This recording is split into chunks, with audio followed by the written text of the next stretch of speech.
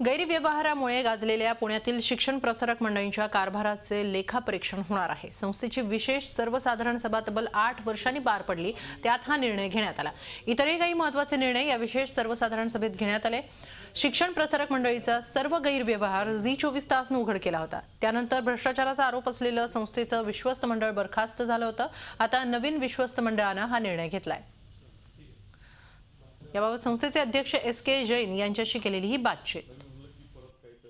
तब्बल 8 वर्षानंतर पुण्यातल्या शिक्षण प्रसारक मंडळीची सर्वसाधारण सभा पार पडलेली आहे।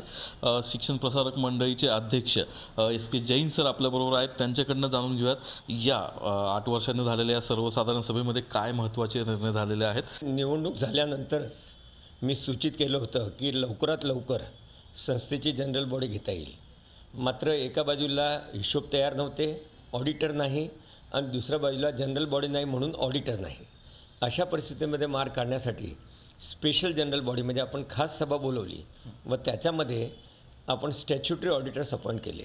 8 वर्षांनी जी झाली आहे, तर किती वर्षांचं तुमचं ऑडिट राहिलेलं आहे ते आता होईल, आणि इतर काही महत्त्वाचे निर्णय तुम्ही घेतलेत का या सर्वसाधारण सभेत संस्थेच्या कारभाराविषयी?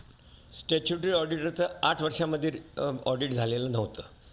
काही ना काही प्रमाणामध्ये काही ऑडिटर्सनी इतर कोणत्या तरी हिशोबाने ऑडिट केले, हे जरी बरोबर असलं तरी स्टॅच्युटरी ऑडिटर हे महत्त्वाचे असतं, आणि म्हणून संस्थेचं जे खरी इमेज जी आहे काम करण्याची ते त्या ऑडिटर्सच्या रिपोर्टमध्ये बाहेर येईल। याच्याशिवाय जे आहे ते इतर महत्त्वाच्या गोष्टीमध्ये सभासदांची यादी हा सर्वात मोठा गोल होता। 3700 सभासदांमध्ये 1000, 1200 आणि 1500 सभासदांनी मतदान करणं, याचाच अर्थ की काही प्रमाणामध्ये कुठेतरी चुकत होतं।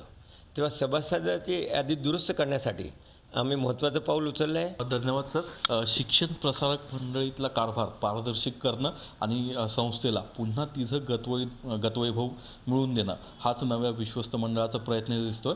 त्यांच्या या प्रयत्नांना शुभेच्छा। व्हिडिओ जर्नलिस्ट प्रदीप खेंगरेचा, नितीन पाटणकर, झी मीडिया, पुणे। झी 24 तास रहा एक पाऊल पुढे।